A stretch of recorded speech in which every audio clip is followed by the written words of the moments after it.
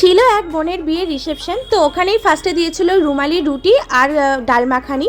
তো এই রুমালি রুটি আর ডাল মাখানির কম্বিনেশনটা জাস্ট ওয়াও, আমার খাওয়া one of the best combination ছিল এটা।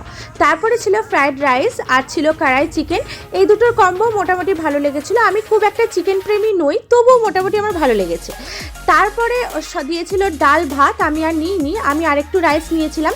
তারপরে এসেছিল সবার প্রিয় মাটন। মাটন আমার ভীষণ ভালো লাগে, তো মাটনটা আমি ভীষণ মজা করে খাই। আর মাটনটা না এত নরম ছিল, এত জুসি ছিল, আর ওভারঅল টেস্টটাও ভীষণ ভালো ছিল।